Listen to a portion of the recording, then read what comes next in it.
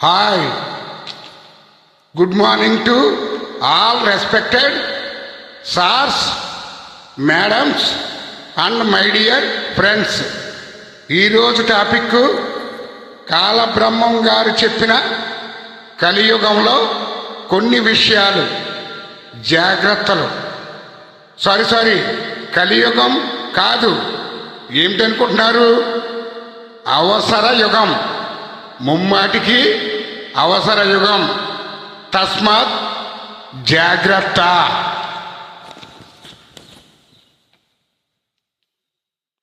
అవసర యుగంలో బ్రతుకుతున్నాం. మరి నిజంగా మనం ఎదిగితే బోరవలేని వారు మన రక్త సంబంధికులే. మనం కష్టాల్లో ఉంటే మొదట సంతోషపడేవారు కూడా మన రక్త సంబంధికులే. అవసరం ఉన్నప్పుడు అమృతంలా మాట్లాడేవారు అవసరం తీరిపోయాక విషయం కంటే దారుణంగా మారిపోతారు. కష్టం వచ్చినా నష్టం వచ్చినా నీ వెంట నిలిచేది ఒక్కడే, అది నీకు నువ్వు మాత్రమే. ఇది కలియుగం కాదు. మనం ఎంత ఎదిగినా మొదట ఓరవలేనిది మన రక్త సంబంధికులే. మనం కష్టాల్లో ఉంటే మొదట సంతోషపడేవారు మన రక్త సంబంధికులే. అవసరం ఉన్నప్పుడు అమృతంలా మాట్లాడేవారు అవసరం తీరిపోయాక విషం కంటే దారుణంగా మారిపోతారు. కష్టం వచ్చినా నష్టం వచ్చినా నీ వెంట నిలిచేది ఒక్కడే, అది నీకు నువ్వు మాత్రమే. ఇది కలియుగం కాదు, అవసర యుగం. జాగ్రత్త మిత్రమా. లైఫ్లో రీచ్ తీసుకుంటే కెపాసిటీ ఏమైనా ఉంటుంది. దానికోసం మళ్ళీ తర్వాత చెప్తాను. ఇందులో భాగంగా మరి మన అబ్దుల్ కలాం గారు ఏం చెప్పారంటే, జీవితంలో ఎవరినైనా క్షమించండి, కానీ మీ సహాయం తీసుకొని మళ్ళీ మిమ్మల్ని వెన్నుపోటు పొడిచే వాళ్ళను మాత్రము ఎప్పటికీ క్షమించకండి. టాలెంట్ అనేది ఎవరి సొత్తు కూడా కాదు. టాలెంట్ అనేది గాడ్ గిఫ్ట్. చూడండి, కళ ఎవరి సొంతం కాదు. మరి ఆ పక్షులు మరి ఆ కళని ఎలా ప్రదర్శిస్తున్నాయో అందరూ గమనించాలని కోరుతున్నాం. ఇట్ ఈజ్ ఎ గ్రేట్ కళ. అందరూ అనుకుంటాం నేర్చేసుకొచ్చని, కానీ కళ కొందరికి మాత్రమే సాధ్యం అవుతుంది. అది 24/7 హార్డ్ వర్క్ చేసి కష్టపడితేనే కానీ కళ సొంతం చేసుకోవడానికి అవకాశం లేదు. ఈ సందర్భంగా తెలియజేస్తున్నాను.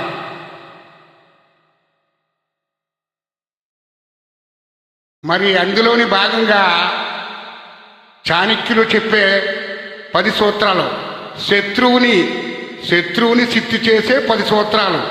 శత్రువు అంటే మీరు మన శత్రువు అని అవతల వారిని అనుకుంటున్నాం. శత్రువు అంటే మన అపజయం, మన బద్ధకం, అలాగే మన నెగిటివ్ పాయింట్స్ అన్నీ మాట, అవే మన శత్రువులు. ఆ శత్రువుల్ని మరి గెలవాలంటే మరి చాణక్య నీతి ప్రకారం మొదటిది శత్రువు అంటే మన నెగిటివ్ పాయింట్స్ని తక్కువ అంచనా వేయకండి. రెండో పాయింట్ కోపం కాదు, ఎప్పుడు కోపం పడకూడదు, వ్యూహం ఉపయోగించాలి. 3 మాటల కంటే మౌనం శక్తివంతమైనది. 4వది సమయం వచ్చే వరకు సహనం పాటించాలి, తొందరపాటు పనికిరాదు. శత్రువుల బలహీనతను గుర్తించండి. మీ రహస్యాలు మీ సక్సెస్ అయ్యే వరకు అసలు ఎవ్వరికీ చెప్పకండి. మీ ఫ్యామిలీ విషయాలు కూడా మీ పక్కవారికి, మీ కుటుంబంలో సభ్యులకు కూడా ఎవరికీ చెప్పకండి. ఎందుకంటే ఇందాక చెప్పాను కదా, మీ ఫ్యామిలీ మెంబర్సే మీ శత్రువులు. మిత్రులను జాగ్రత్తగా ఎంచుకోండి. నువ్వు ఎవరినైతే మిత్రులు మరి మంచి మిత్రులను ఎంచుకుంటావో నీ జీవితం అంత సక్సెస్ఫుల్గా ఉంటుంది. ఒక్కొక్కసారి నేను అసలు వెనక్కి తగ్గను, నేనే గొప్ప, నేను ఇంతే అంటారు చాలామంది. చాలా తప్పది. నీ విజయం వెనక ఈ పర్టికులర్గా అవసరమైతే వెనక్కి తగ్గాలి, తగ్గినప్పుడే తప్పు లేదు, అప్పుడే మనం సక్సెస్ అవ్వగలము. 9వ పాయింట్ జ్ఞానము. మన బుద్ధి ఎప్పుడు మంచి ఆయుధాలే. లాస్ట్ చివరికి మనం ఎన్ని అవతల వాళ్ళు ఎన్ని అధర్మాలు అసత్యాలు ఏమి ఆరోపించినా చివరికి మాత్రం ధర్మం వైపే మనం నిలబడండి. ఇవన్నీ మన ప్రజెంట్ సొసైటీలో నిలవడానికి ఇందాకే చెప్పాను, మనకి తస్మాత్ జాగ్రత్త అన్నాను, ఈ పాటిస్తారని కోరుతూ మరి ఇంకొక స్లైడ్. మరి తదుపరి భాగంలో శ్రీకృష్ణ భగవానుడు భగవద్గీతలో ఇలా తెలియజేశారు, కష్టాలలో చేయి వదిలిన వాడిని మరియు కష్టాలలో చేయి అందించిన వాడిని జీవితంలో ఈ ఇద్దరిని ఎప్పుడూ మరవకు. మొదటి వాడికి ఆపద, అవసరము, ఆదరణ, విలువలు తెలియజేయండి. రెండో వారికి ఆజాత్మాత్మము అంటే జీవితాంతము రుణపడి ఉండు అని ఆ శ్రీకృష్ణ భగవానుడు భగవద్గీతలో తెలియపరిచారు. ఇవన్నీ మీకు తెలుసు, కానీ ఒక్కసారి మీ ముందుకు తీసుకురావాలని ప్రయత్నం. ప్రజెంటు మనం విజయవంతమైన జీవితానికి మరి 6 మూల స్తంభాలు. అందులో అందరికీ తెలుసు, కానీ ఒక్కసారి విన్నవించుకుంటున్నాను. ఫస్ట్ది విద్య. ఏంటంటే మూల స్తంభాలు లాంటివి. ఫస్ట్ విద్య, జ్ఞానానికి మూలం. రెండవది ధనం, డబ్బు, శక్తికి మూలం. మూడవది మిత్రుడు, తోడుకి మూలం. నాలుగవది ఆరోగ్యం, జీవితానికి మూలం. ఐదవది ధర్మం, శాంతికి మూలం. ఆరవది దృఢ సంకల్పం, టార్గెట్, హార్డ్ వర్క్, మరి కాన్ఫిడెన్స్, సక్సెస్. ఇందాక ప్రిన్సిపల్ చెప్పాను కదా, అది విజయానికి మూలం. మరి చాలా ఇంపార్టెంట్. సొసైటీలో చాలామంది అవతల వ్యక్తి మనల్ని ఎంత రెచ్చగొట్టినా మీరు ఇలాగే ఉండాలి. ఎలా ఉండాలి? చాలామంది కోపం పడిపోతారు. కోపం మన శత్రువు. అవతల వ్యక్తి ఎంత రెచ్చగొట్టినా మనం ఒక స్మైల్, చిరు స్మైల్, ఆడి దగ్గర స్మైల్ చేసి వెళ్ళిపోవాలి. సక్సెస్లో ఇది చాలా ఇంపార్టెంట్ పాయింట్. సార్ ఇందాక చెప్పాను, తగ్గి ఉండాలని అన్నాను. తగ్గి ఉంటేనే విజయం సాధించటానికి.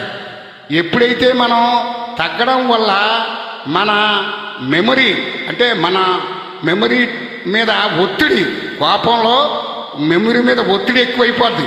ఏం ఆలోచిస్తామో ఏం మాట్లాడతామో తెలియదు. దానివల్ల అందరి బంధువుల్ని మిత్రుల్ని దూరం చేసుకుంటాం.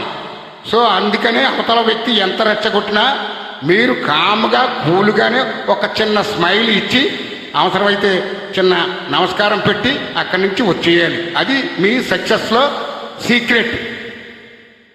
ఫైనల్గా మరి చాలామందికి ఆలోచనలు అందరికీ వస్తాయి, కానీ వాటిని నిజం చేసే ధైర్యం కొందరికే ఉంటుంది. అది నువ్వు ఆ కొద్ది మందిలో ఒకడిగా ఉంటావా, లేకపోతే గుంపులో గోవిందలాగా మిగిలిపోతావా? ఛాయస్ నీదే మిత్రమా. మరి ఈరోజు మన అబ్దుల్ కలాం గారి సందేశం, కృషి ఉంటే మనుషులు ఋషులు అవుతారు. అద్భుతం, మరి మహా అద్భుతం. చూడండి, అది దాని ప్రయత్నం.